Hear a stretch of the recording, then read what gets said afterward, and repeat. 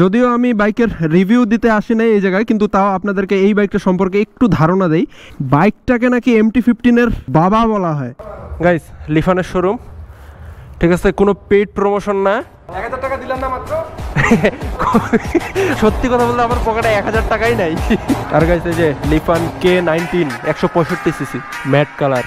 আর এখানে আছে guys লিফান KPT 150।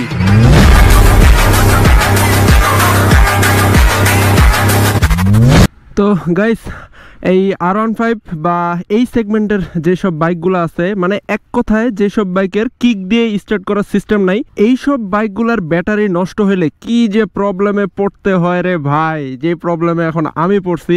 তো আজকে মূলত এই R15 বাইকের ব্যাটারিটা চার্জ দেওয়ার জন্যই বের হইলাম। কি রেডিয়েটর অন হয়ে গেছে হঠাৎ। বাইকটা বেশি টানলামই না, তাতেই রেডিয়েটর অন হয়ে গেছে। জাস্ট কত 6 থেকে 7 কিলোমিটার চালা আসছি। হ্যাঁ, একটু টানছি, কিন্তু তাতেই রেডিয়েটর কেন জানি অন হয়ে গেল। তো যাই হোক, এখন বাইকটা নিয়ে যাই। আর বাইকটা লং টাইম বসায় রাখার কারণে, ঠিক আছে, ব্যাটারিটা এরকম ডাউন খাই গেছিলো। ওয়াশ দিয়ে আনে বাইকটা একদম বসায় রাখা হয়েছিল, তো সে কারণেই হয়তো ব্যাটারিটা ডাউন খাইছে। আর আরেকটা এই বাইকের সমস্যা আছে, সেটা হচ্ছে এই দেখেন, এক গিয়ারে আছে বাইক, এই যে এক গিয়ারে আছে কিন্তু, ঠিক আছে, সুইচও অন।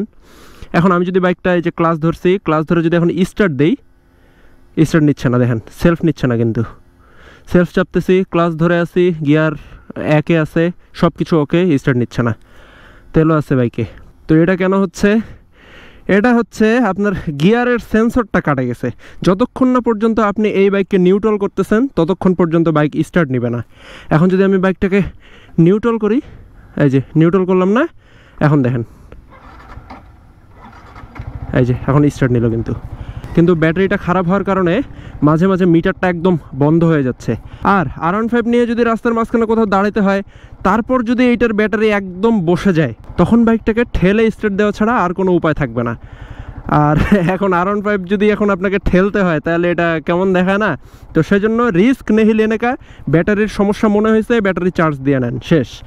তো গাইস, চলেন যাওয়া যাক, বিসমিল্লাহ। এখন আমি আছি হচ্ছে দিনাজপুর মেডিকেল কলেজের ভিতরে। এখানে আলপনাগুলো সুন্দর না? এখানে অনেকে আসে ছবি তুলে এই আলপনাগুলোর সাথে। আর ওয়েদারটা দেখেন, একদম বৃষ্টি আসার মতো। আকাশে অনেক মেঘ, একটু পরে বৃষ্টি আসবে হয়তো। সব জায়গায় বৃষ্টি হচ্ছে, খালি দিনাজপুর জেলায় বৃষ্টি হচ্ছে না। মানে ফেসবুক খুললেই মানে বৃষ্টির পোস্ট দেখা যাচ্ছে যে এই জায়গায় বৃষ্টি হয়েছে, ওই জায়গায় বৃষ্টি হয়েছে, এই জায়গায় ঝড় হয়েছে। কিন্তু দিনাজপুরে আকাশ এরকম ড্যাম থাকার পরেও একটা দিনও বৃষ্টি হইল না। হ্যাঁ, কয়েকদিন আগে রাতে একটু ফোটা ফোটা বৃষ্টি পড়তেছিল, কিন্তু মানে ওটাকে বৃষ্টিই বলে না। আর ব্যাটারি যেহেতু বসে গেছে, আমি ভাবছিলাম যে বাইকটা যদি একটু খিচানো যায়, হ্যাঁ, বাইকটা যদি একটু লং টাইম রান করা যায়, তাহলে ব্যাটারিটা অটোমেটিক চার্জ হয়ে যাবে। এটা সাধারণত হয়, অনেক বাইকেই হয়। বাইক যদি লং টাইম বসা রাখার কারণে ব্যাটারি একদম ডাউন যদি খায় যায়, তাহলে বাইকটা আপনি 10-15 মিনিট রান করবেন, দেখবেন যে ব্যাটারি আপনার অটোমেটিক চার্জ হয়ে গেছে। কিন্তু এটা রান করার পরেও কিন্তু চার্জ হয়নি কালকে, তো সে কারণেই ব্যাটারিটা একবারে চার্জ দিয়ে নেওয়াই ভালো। কয়েকদিন আগে আমার বাইকের ব্যাটারিরও প্রবলেম হয়েছিল, মানে ইদানিং খালি ব্যাটারিরই প্রবলেম হচ্ছে বাইকের, কি একটা অবস্থা। আর গাইস, আমি একটা ঘটনা শুনলাম, দাঁড়ান এইটারে আগে ওভারটেক করি, এটা খুব বিপজ্জনক। প্রায় এরকম সব গাড়ির পিছনে বিপজ্জনক লেখা থাকে, এর পিছনে কেন জানি লেখা নাই, না সিম্বল দেওয়া আছে বিপজ্জনকের। আমি ভাবছি এর পিছনে যেহেতু লেখা নাই, তার মানে এটা বিপজ্জনক না, এর ভিতরে পানি থাকতে পারে। তো যাই হোক, কি বলতে চাইলাম, কয়েকদিন ধরে একটা পোস্ট খুব বেশি সামনে আসতেছে বিভিন্ন বাইকার গ্রুপ থেকে। পোস্টটা হচ্ছে যে এক্সপ্রেস হাইওয়েতে নাকি বাইকের সর্বোচ্চ গতিসীমা 60 নির্ধারণ করা হয়েছে। তারপর মহাসড়কে, মানে যেখান দিয়ে রাইড করে আসলাম, হ্যাঁ, হাইওয়েতে নাকি সর্বোচ্চ গতিসীমা বাইকের 50। আর এমনি সিটির রোডে, সিটি কর্পোরেশন, এগুলোয় নাকি বাইকের সর্বোচ্চ গতিসীমা 30 নির্ধারণ করা হয়েছে। শুধু বাইকের না বলে 3 চাকার যানবাহনগুলোরও সিটি রোডে 30 গতিসীমা, সর্বোচ্চ গতিসীমা 30 নির্ধারণ করা হয়েছে।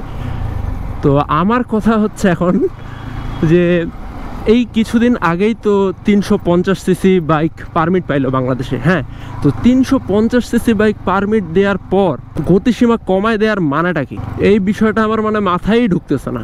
এখন আপনাদের কাছে একটা প্রশ্ন থাকবে যে এই বিষয়ে, এই গতিসীমা কমায় দিল, এই বিষয়ে আপনার মতামতটা কি? আপনারা অবশ্যই কমেন্টে জানাবেন। কিন্তু আমার মতে মানে এটা কেমন হয়ে গেল না বিষয়টা? কিছুদিন পরেই বাংলাদেশে হাই সিসি চলে আসবে বাইক। হ্যাঁ, অনেকেই নিবে, অলরেডি নেওয়া শুরু করছে। এই যে কারিজমা 210 এটা অনেকেই নিছে, তারপর N250 এটা অনেকেই নিছে। তো সবাই তো নিচ্ছে, হায়ার সিসি বাইকগুলো তো নিচ্ছে। তো এখন হায়ার সিসি বাইকগুলো নেওয়ার পর এরকম গতিসীমা কমাই দিল, এটা কেমন দেখায়? আচ্ছা, কমাইছে ভালো কথা, কারণ অনেক এমন রাইডার আছে একদম উড়াধুরা বাইক চালায়। আমি মাঝে মাঝে এরকম বাইক চালাই যে সিটি রোড দিয়ে 50-60 স্পিডে যাচ্ছি, হাইওয়েতে উঠলে 100+। হ্যাঁ, অনেকে এরকম উড়াধুরা বাইক চালায়, তার মধ্যে আমি একজন। কিন্তু সবসময় যে এরকম গতিতে থাকে এমনটা না, মাঝে মাঝে টানি। তো যাই হোক, সর্বোচ্চ গতিসীমা কমাই দিচ্ছে, ভালো কথা। কিন্তু একদিক দিয়ে কিন্তু এই জিনিসটা রিস্ক হয়ে যাচ্ছে। এই রিস্কটা না থাকলে এই বিষয় নিয়ে আমি কথা বলতাম না। এখন রিস্কটা কেমন জানেন? রিস্কটা হচ্ছে যে এই যে আপনি মহাসড়কে আপনার বাইকের সর্বোচ্চ গতিসীমা আপনি 50 মেনটেন করে বাইক চালাবেন। সাপোজ আপনি 50 স্পিডে যাচ্ছেন, কিন্তু বড় বড় বাস, ট্রাক এগুলো তো আর আপনার 50 গতির কমে যাবে না, 50 স্পিডের কমে যাবে না। এরা তো থাকবে 80-90। হ্যাঁ, 70-এর নিচে তো এদের স্পিড নামেই না। তো এরা যখন 80-90 স্পিডে যাবে, তখন তো অবভিয়াসলি আপনাকে ওভারটেক করবেই। আর ওভারটেক করার কারণে আপনার রিস্ক থাকতেছে না একটা, যে বারবার আপনার পিছন দিক দিয়ে বড় বড় গাড়ি ঘোড়া যাচ্ছে, বড় বড় যানবাহন যাচ্ছে। তো যত যানবাহন আপনাকে ওভারটেক করবে, তত কিন্তু বেশি রিস্কে থাকবেন আপনি। তো হাইওয়ে দিয়ে বাইক চালানোর একটা নিয়ম আছে, আপনাকে মোটামুটি একটা গতি মেনটেন করে বাইক চালাতে হবে। যেমন 70-80 স্পিডে যদি আপনি থাকেন, তখন কিন্তু খুব কম যানবাহন আপনাকে পেছন থেকে ওভারটেক করতে পারবে। হ্যাঁ, আর আপনার সামনের গাড়িগুলোও বড় বড় বাস, ট্রাক, ওগুলাও তো 70-80 স্পিডে যাবে। তো আপনার সামনের যানবাহনগুলো যেরকম স্পিডে যাচ্ছে, আপনিও সেরকম স্পিডে যাচ্ছেন, কেউ কাউকে ওভারটেক করতেছে না। তো এই জিনিসটা ভালো না? অবশ্যই ভালো এই জিনিসটা। তো এখন তো এই জিনিসটা করা যাবে না। হাইওয়েতে স্পিড লিমিট হচ্ছে 50, আপনাকে 50-এ যাইতে হবে। আর হাইওয়েতে উঠলে এমনিতেই বাইকের স্পিড 60+ হয়ে যায়। তো যেহেতু এটা বিআরটিএ অফিস কর্তৃক আইনটা করা হয়েছে, তো সেহেতু আমাদের সবার উচিত যে এই আইনটা মেনে চলা। আর আমরা যদি সবাই এই গতিসীমা মেনে চলি, এই আইনটা মেনে চলি, তাহলে ইনশাল্লাহ দুর্ঘটনা এড়ানো সম্ভব। এদিকে আবার রাস্তা বন্ধ করে দিছে।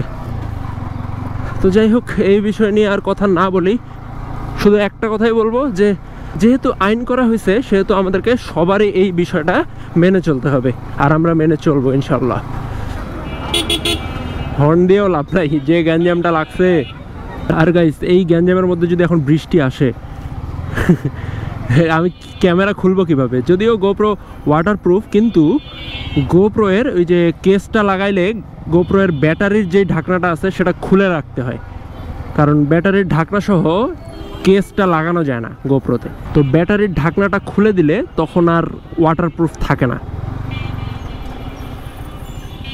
এখানে গাড়ি আটকাচ্ছে, গাড়িতে মামলা দিচ্ছে, আজকে বাইক আটকাচ্ছে না।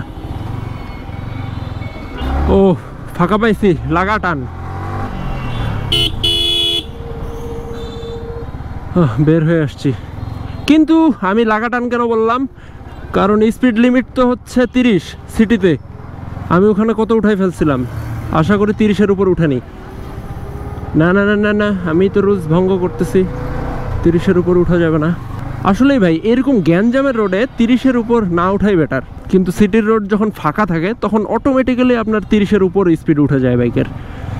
আচ্ছা, এই পিছনে চার্জ দেবো আর সামনে থেকে ব্যাটারিটা খুলে নিয়ে আসি। হো হো হো, কই যাবে? কোনো সিগন্যাল টিগনাল কিছু নাই, এখান থেকে খুলে নেই। ঠিক আছে, দেখে আছে নাকি। ব্যাটারিটা বসে গেছে, চার্জ দিতে হবে। খুলে দাও তো। क्या हुआ तुम्हारे हाथ में ये क्या है? लिफान का लुकिंग ग्लास। এই ব্যাটারি চার্জ চলে গেছে। লিফান का लुकिंग ग्लास क्या हुआ? কেন R15 কি ব্যাটারি যাইতে পারে না? কি ভাইয়া, সবাই এটা মনে করে কেন R15 এর ব্যাটারি যায় না? মিনিমাম কতক্ষণ চার্জ দিতে হবে? আধা ঘন্টা দিলে হবে? মানে আধা ঘন্টা তো মাঝে মাঝে হয় না, আবার পরে চলে যায়। 1 ঘন্টা দিলে ভালো হয় না? ফুটে যাবে একদম। এই না, জিক্সার বাইকের ব্যাটারিতে তো 1 ঘন্টা দিছিলাম চার্জ। ছোট ব্যাটারি, ছোট মেশিন হয়, হ্যাঁ, তাহলে এটাই কেবল আলাদা। ও কিন্তু এদের এখানে ভালো মেশিন নাকি? বড় মেশিন, মানে চার্জ তাড়াতাড়ি নেয় নাকি? আচ্ছা, হ্যাঁ সব টাকায় নেই, মানে মোটামুটি দেওয়া হয়েছে আর কি। সবসময় তো আর ফ্রি থাকি না, মানে যখন ফ্রি থাকি তখন। হ্যাঁ চলো। হ্যাঁ mileage, mileage 50 plus, mileage 50 plus. R1M, R1M, হ্যাঁ আনছিল তো এখানে, আনছিল 1000 সিসির R1M, আবার চলে গেছে।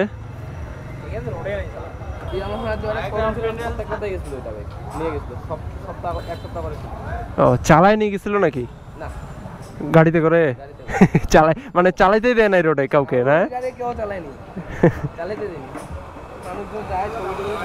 হ্যাঁ ওটাই শান্তি। 1000 সিসির বাইক মানে কি, ওটা তো সাউন্ডটা শুনেই শান্তি। আচ্ছা ওখানে দিয়ে আসি নাকি চার্জ? হিস ব্যাটারি, R15 এর স্টক ব্যাটারি কিন্তু এক্সাইট, তো ওই ব্যাটারিটা একবার চেঞ্জ করা হয়েছে, নষ্ট হয়ে গেছিলো। এরপর এই যে হিস ব্যাটারি এটা নেওয়া হয়েছে, তো দেখি চার্জে দেই ব্যাটারিটা। ভাইয়া এটা চার্জে দিন তো। কতক্ষণ লাগবে? আধা ঘন্টা হয়ে যাবে? তাহলে এখানেই আসি, 12টা 18 বাজে। কই আছিস?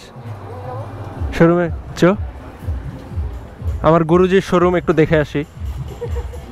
তো ওনার শোরুমের ওনার মোহাম্মদ আঞ্জিম বিন রহমান, ঠিক আছে? এই যে লিফানের শোরুম গাইস, গাইস লিফানের শোরুম, ঠিক আছে? কোনো পেইড প্রমোশন না।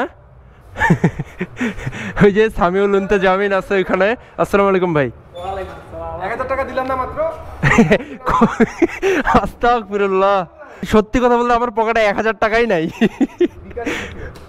এখন বিকাশও ফাঁকা, বিকাশও ফাঁকা, ব্যাংক ব্যালেন্সও ফাঁকা।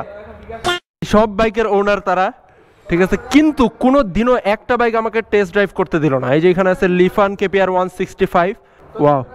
আর এখানে আছে গাইস লিফান KPT 150, জোস। লুকসটা দেখছেন? অস্থির। এটা EFI, ওটা ও কার্বোরেটর নাই একটাও? আচ্ছা ওইটা কি ব্যান করে দিছে? কার্বোরেটর আছে, 150টা ব্যান করছে না? ওকে। আর গাইস এই যে লিফান K19 165 সিসি ম্যাট কালার। এই যে আরেকটা গ্লোসি ব্ল্যাক K19। এটা কি বাইক? T13। এটা কি লিফান T13? এটা কত সিসির? ওরে ভাই তাহলে তো টানো হেভি। টপ স্পিড কত এটার? 1,99,000। ও ছাড় চলতেছে 15,000।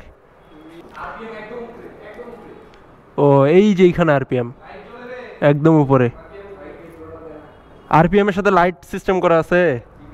ওরে আরপিএমও সেন্সর দেওয়া আছে, বাপরে জোস তো, অস্থির।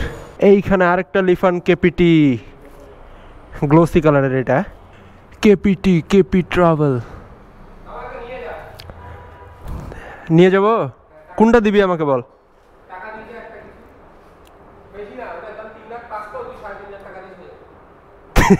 3,05,000 আমি দিব 3,50,000। কেন? ও আরো উল্টা বেনিফিট দিবে কিসের আমাকে উল্টা? না ये कैसा दोस्त है? এটা এমটির বাপ। কেন এটা কেন? ও টর্কে, টর্ক বেশি এটার। তাহলে তাহলে এমটিকে কেন টর্কের রাজা বলা হয়? তো গাইস যদিও আমি বাইকের রিভিউ দিতে আসি নাই এই জায়গায়, কিন্তু তাও আপনাদেরকে এই বাইকটা সম্পর্কে একটু ধারণা দেই। এই বাইকটা হচ্ছে KP Pro নাকি K Pro 165 সিসি 4 ভালভের বাইক, আর ডুয়েল চ্যানেল ABS। এই যে সামনেও ABS, আর পেছনেরটা ভালো করে দেখা যাচ্ছে না, এই যে এখানে দেখাই পেছনে ABS। তো এই K Pro বাইকটাকে নাকি MT-15 এর বাপ বলা হয়। তো বাইকটা একটু বসে দেখি, শোরুমের বাইক চালাইতে তো পারবো না। এই যে দেখেন বাইকটা বাইকটার ককপিট, হ্যান্ডেল পজিশনটাও কিন্তু অনেক জোস, আর মিটারটা অনেক সুন্দর দেখেন তো। না, বাইকের লুকটা আমার খুবই ভালো লাগছে। এখন বলি যে ওরা আসলে কেন এই বাইকটাকে MT-15 বাপ বলতেছে। তার কারণ হচ্ছে এই K-Pro 165 সিসির বাইকটার টর্ক হচ্ছে 20 Nm, যেখানে MT-15 কিন্তু টর্ক আপনার 14 Nm। তো টর্ক অনেক বেশি, MT-15 চেয়ে অনেক বেশি টর্ক। তো সেই হিসাবে তো MT-15 চেয়ে টর্কের দিক দিয়ে বাপই হয়, তাই না? কিন্তু ওভারঅল যদি আপনি চিন্তা করেন, মানে সব দিক দিয়ে যদি আপনি বিবেচনা করেন, তাহলে কিন্তু MT-15 সাথে এই বাইকটা যায় না। তার উপর ব্র্যান্ড ভ্যালু বলে একটা কথা আছে। তো যাই হোক, শুধু টর্কের দিক বিবেচনা করলে তাহলে MT-15 বাপ বলা যায় এই বাইকটাকে।